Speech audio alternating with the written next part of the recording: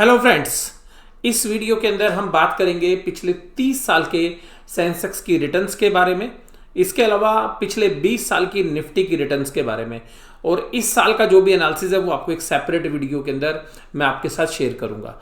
तो देखिएगा पिछले 20 सालों के अंदर निफ्टी में क्यों रिटर्न्स रही, कैसे रही, क्या डाउनफॉल रहे, उनके ब्रीफ एनालिसिस जो है आपके साथ करेंगे। इसके अलावा सेंसेक्स के पिछले 30 साल के अंदर किस तरीके से मार्केट रही, ये सब एनालिसिस जो है इस वीडियो के अंदर हम करने जा रहे हैं।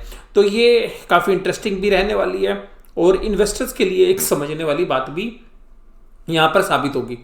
तो आइएगा अपनी चर्चा जो है शुरू करते हैं। सबसे पहले सेंसेक्स से।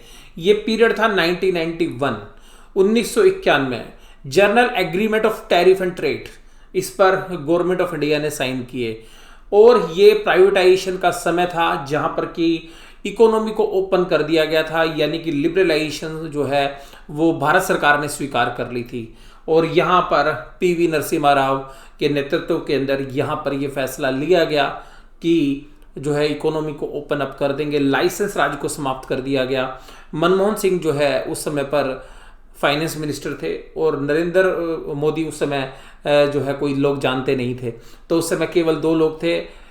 आप जानकर हैरान होंगे कि पीवी नरसिम्हा राव और मनमोहन सिंह की जोड़ी ने जो लिबरलाइजेशन की, उसकी बदौलत जो रिटर्न्स 1991 में एक साल के अंदर देखने के लिए मिली, वो आज तक हमें देखने के लिए नहीं मिली एक सिंगल ईयर के अंदर। तो ये देखिएगा 85.8% की जो रिटर्न्स थी वो आपको देखने के लिए मिली 1991 के अंदर। 1992 के अंदर 37% की रिटर्न्स, यानी कि उसके बाद भी रिटर्न्स जारी रही। उसके बाद देखिएगा 27.8, और ये वो पीरियड था जहां पर कि हर्षद मेहता जो है अपने पांव पसार चुका था। और ये जो 37% जो रिटर्न्स हैं ये उसके बावजूद है जब हर्षद मेहता का जो घोटाला है वो भी सामने आ रहा था। यानी कि आप ये कह सकते हैं कि इन पीरियड्स के अंदर भी मार्केट ने जबरदस्त रिटर्न्स दी। अगर आपने स्कैम 1992 फिल्म देखी है तो आप खुद ये बात मानेंगे कि इन 3 सालों के अंदर क्या वेल्थ क्रिएट की होगी इन्वेस्टर्स ने। और आज आप जिन नॉन इन्वेस्टर्स को जानते हैं, जिनको आप बिग बुल कहते हैं, चाहे उसमें राधा कृष्ण दमानी जी हैं, चाहे राकेश झुनझुनवाला जी हैं, ये वो लोग थे जिन्होंने यहाँ पर अपनी सीड कैपिटल से वेल्थ क्रिएट की। यानी कि इनके पास जो छोटी मोटी कैपिटल थी वहाँ पर इन्होंने एक कैपिटल बेस तैयार कर दिया, और आज भी वो कैपिटल जो है आज के उनके टोटल पोर्टफोलियो के लिए जो है वो बीज जो आज एक वट वृक्ष बन गया वो साबित हुआ था। तो ये वो 3 साल जहां पर वेल्थ क्रिएट हुई। उसके बाद देखिएगा 1994, फिर 1995 के अंदर जो है स्टॉक मार्केट के अंदर सुधारों की बात हो रही थी, लेकिन सुधार नहीं हो रहे थे और इतनी तेजी के बाद जो है एक गिरावट का साल 1995 रहा। 96 में भी गिरावट रही। 1997 में मार्केट दोबारा से चलना शुरू हुई। 98 के अंदर फिर मार्केट गिरी, और 99 के अंदर जो .com की बात हो रही थी, यानी कि जो IT कंपनीज थी, उनके दम पर फिर मार्केट ने देखिएगा एक बेहतरीन तेजी की, और 63.3। और ये पिछले जो 4 साल के अंदर अंडर परफॉर्मेंस थी स्टॉक मार्केट के अंदर, यानी कि जो 4 साल थे उसमें आप देखिएगा मोस्टली नेगेटिव रिटर्न्स थी। उसके बाद एक जबरदस्त बम्पर ईयर जहां पर बेहतरीन रिटर्न्स देखने के लिए मिली। उसके बाद देखिएगा .com बबल से जो है बस्ट हुआ, तो 2000 के अंदर एक खराब साल, 23.8% की नेगेटिव रिटर्न्स। 2001 में फिर नेगेटिव रिटर्न्स। 2002 में बेस बनना शुरू हुआ। ये ध्यान रखिएगा, मैं 2002 से अब इस चर्चा को शुरुआत जो है मैं ले रहा हूँ, और इस चर्चा को आप ध्यान से समझिएगा। ये 2002 का जो साल था इसको आप नोट कर लीजिएगा। नोट इसलिए कर लीजिएगा इसको कि यहाँ से जितनी भी असेट्स क्लास हैं उन सब असेट्स क्लास के अंदर आग लग गई थी, और यहाँ से मल्टीफोल्ड रिटर्न्स जो है हमें देखने के लिए मिली थी। प्रॉपर्टीज़ के प्राइस 2002 से लेकर 2007 के बीच में बेइंतहा बढ़े, यानी कि 50 गुना 100 गुना। यानी कि आप अपने पेरेंट्स से भी बात करेंगे, अगर आप उस समय पर जो है मार्केट में नहीं थे या आपकी उम्र छोटी थी, तो आप अपने पेरेंट्स से भी पूछेंगे तो 2002 से लेकर 2007 तक आप इवन जिस मकान में भी रहते हैं, अगर वो उस समय था या कोई प्रॉपर्टी उस समय थी, तो ये बेस था जहां से पीरियड जो है था जहां पर प्रॉपर्टी के रेट बढ़ना शुरू हुए थे। और कोई उम्मीद नहीं कर रहा था कि भाई सब प्रॉपर्टी के रेट भी इतने हो सकते हैं। तो वो जो ज़मीनें जब वहाँ पर 500-1000 रुपये गज हुआ करती थी, वो जगह आज की डेट में 2 लाख रुपए गज, 1.5 लाख रुपए गज या 1 लाख रुपए गज तक आपको मिलेंगी। तो ये वेल्थ क्रिएट केवल स्टॉक मार्केट में नहीं हुई थी 2002 से, बल्कि यहाँ से जो है रियल एस्टेट के अंदर अच्छी वेल्थ क्रिएट हुई। यहीं से गोल्ड ने भी जो है बहुत बेहतरीन रिटर्न्स दी। उसके बाद देखिएगा स्टॉक मार्केट ने तो यहाँ पर रिटर्न्स देना जो है शुरू किया था, और ये जो 2003 से लेकर 2007 की जो रिटर्न्स हैं, ये बहुत ही पॉपुलर रिटर्न्स मानी जाती हैं। और आज की डेट में जब भी स्टॉक मार्केट के अंदर राइज आता है और वो सस्टेनेबल होता है, तो आज भी हम ये बात करते हैं कि आप देखिएगा वो वाली रैली आने वाली है जो 2003 से लेकर 2007 के बीच में चली थी। तो देखिएगा 2003 का जो साल था वो 72.6% की रिटर्न्स, उसके बाद 4 के अंदर 12.4, 5 में 41.8। अब इसको कंपाउंड करेंगे तो आपको पता चलेगा। उसके बाद देखिएगा 6 में फिर 46.3, फिर 2007 में 46.7। यानी कि ये वो पीरियड्स जहां पर कि वो बिग बुल, यानी कि जिनकी हम बात कर रहे थे अभी थोड़ी देर पहले, वहां पर इन्होंने बहुत बेहतरीन वेल्थ जो है दोबारा से यहाँ पे क्रिएट की। और आज की डेट में जो उनके अरबों खरबों रुपए के जो पोर्टफोलियोज हैं, वो वास्तव में यहाँ पर जो स्टॉक मार्केट की जो कंपाउंडिंग का प्रिंसिपल है, जो लंबे समय तक बने रहे, खराब समय में भी अच्छे समय में भी उन्होंने वेल्थ क्रिएट की। और ये 2008 का जो पीरियड था जहां पर 52.5% की जो है 4 साल की दमदार परफॉर्मेंस के बाद एक अंडर परफॉर्मेंस, एक नेगेटिव साल गया। और ये यहाँ पर समस्या थी लेमन ब्रदर्स, ये प्रॉब्लम आई थी यूएस से। लेमन ब्रदर्स जो यानी कि जो लोन देते थे घर के लिए, वो इंसॉल्वेंट हो गया और उनकी पूरे वर्ल्ड वाइड जो है इन्वेस्टमेंट्स होती थी। जैसे आज की डेट में आप मान के चलिए Goldman Sachs, McKinsey, Credit Suisse, इस तरीके के ऑर्गेनाइजेशंस की अगर बात करें, अगर वो इंसॉल्वेंट हो जाए तो क्या असर होगा। तो यहाँ पर देखिएगा तो लेमन ब्रदर्स वहाँ पे इंसॉल्वेंट हुआ। और यहाँ पर बहुत लोगों ने कहा कि लेमन ब्रदर्स है इंसॉल्वेंट हो गया, अगर लेमन सिस्टर्स होती तो नहीं होती, क्योंकि औरतों के अंदर जो है पेशेंस जो है ज़्यादा होता है, समझदारी ज़्यादा होती है। और ये बहुत सारी मैगजीन में उस समय छपा भी था, और यही बात कही गई थी कि लेमन ब्रदर्स थे इसलिए इंसॉल्वेंट हो गए। तो मैं यहाँ पर जो है इसको ज़्यादा नहीं खींचता हूँ, आगे चलता हूँ।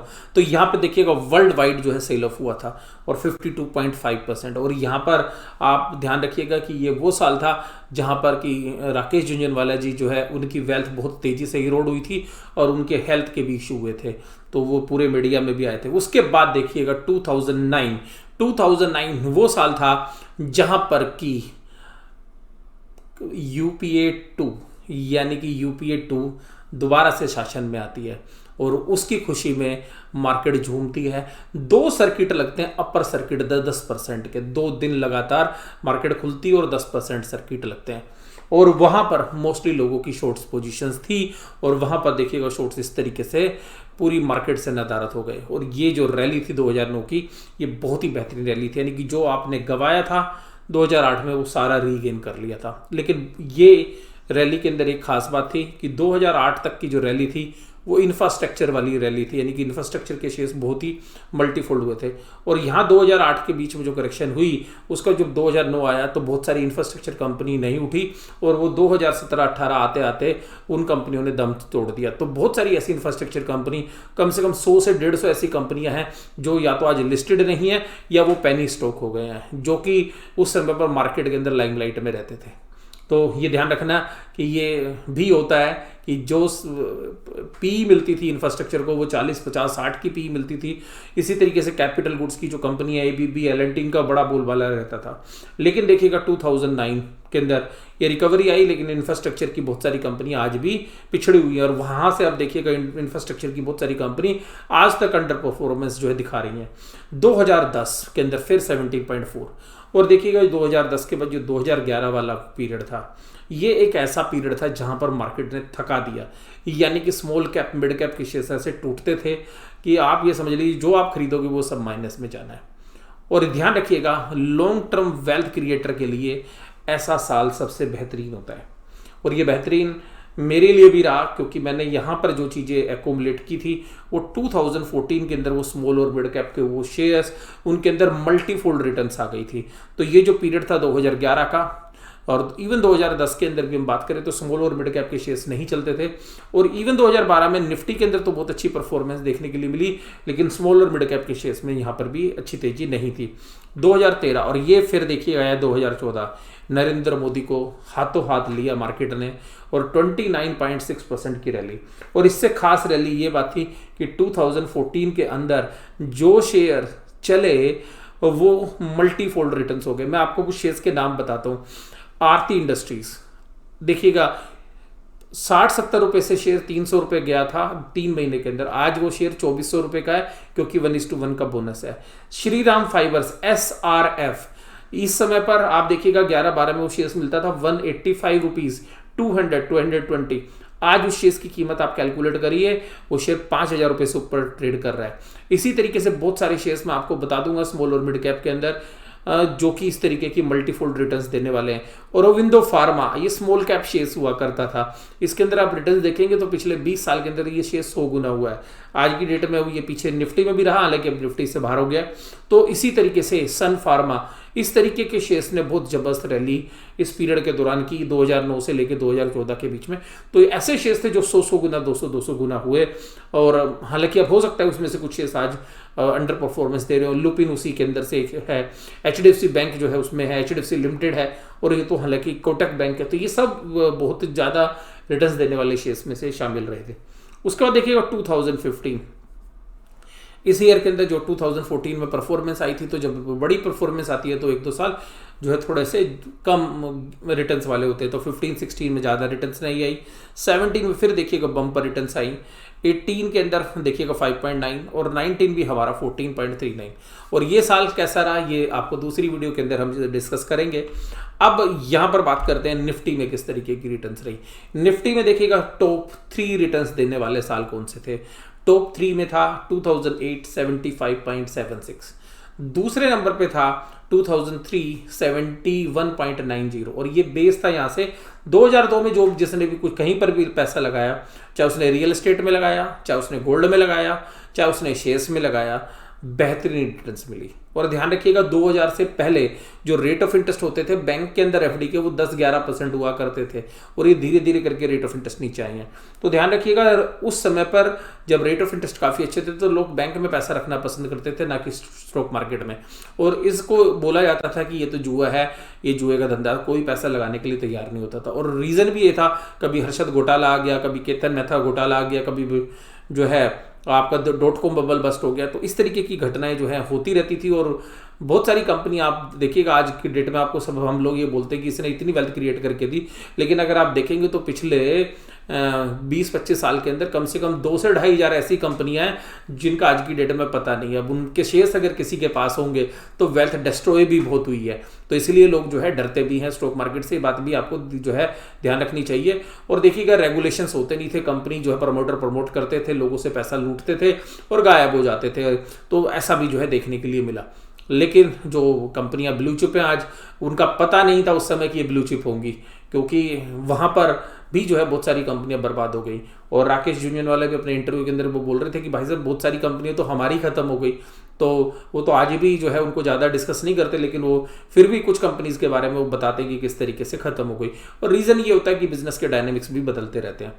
अब यहाँ पर देखिएगा जो सेकेंड बेस्ट ईयर था, जो फर्स्ट था वो हमने बात की आपके 2000 जो है 9, और सब सेकंड में था 2003, और उसी तरीके से 2006 के अंदर जो है तीसरे नंबर पर 54.77 की रिटर्न्स थी। और 2008 आप देखिएगा, सभी लोग जानते हैं कि ये जो लेमन ब्रदर्स वाला जो केस हुआ था, और अगर हम थोड़े सा दूसरे भाषा में यूज़ करें तो जो कांड हुआ था, यहाँ पे बहुत बड़ी वेल्थ डिस्ट्रॉय हुई थी। और यहाँ पर आप ये मान के चलिएगा कि 51.79%, यानी कि 50% आपके रिटर्न्स तो इंडेक्स में गायब हो गई, 50% से ज़्यादा, यानी कि जो इंडेक्स के दिग्गज शेयर्स हैं। और कुछ शेयर्स तो ऐसे हैं जो 90% जो है साफ हो गए थे, और ऐसे शेयर्स एक दो नहीं थे, लंबी फेयर लिस्ट थी। यानी कि अब वो शेयर्स दोबारा से अपने शेयर प्राइस पर पहुंचने के लिए उसको मल्टी बैगर्स रिटर्न देनी पड़ेगी। यानी कि 100 रुपए का शेयर अगर 10 रुपए हो गया तो अब वो 10 रुपए का शेयर 100 रुपए होने में उसको 10 गुना चलना पड़ेगा। तो ये ध्यान रखिएगा यहाँ पे। इसीलिए जो प्रिंसिपल्स हैं आपको ट्रेडर्स लोगों को बताते हैं सभी एनालिसिस्ट कि स्टॉप लॉस जो है लगा के रखिएगा। तो क्योंकि यहाँ पर ये इन्वेस्टर्स के लिए हो सकता है कि प्रिंसिपल ना अप्लाई होता हो, क्योंकि इन्वेस्टर्स को पता है कि एक साल में रिटर्न्स आएगी तो दूसरे साल में लॉस भी हो सकता है। और ये वारन बफे भी कहते हैं कि इस तरीके से जो है हर साल के अंदर आपको रिटर्न्स आएंगे, ऐसा जरूरी नहीं है। तो ये पूरा लेखा जोखा आप अगर आज भी आप रखेंगे तो भी आपको अगर 2000 से लेकर 2020 में देखेंगे तो आपको 13 से 14% की कंपाउंडेड एनुअल ग्रोथ रेट जो है देखने के लिए मिलेगी। लेकिन देखिएगा स्टॉक मार्केट के अंदर जो रिटर्न्स हैं उनके अंदर की डिविडेंड की इनकम है, और फिर बहुत सारा पीरियड ऐसा रहा था कि जिस पर टैक्स नहीं लग रहा था, long term capital gain exempt था, तो उसके बेनिफिट भी जो है लोगों ने उठाए।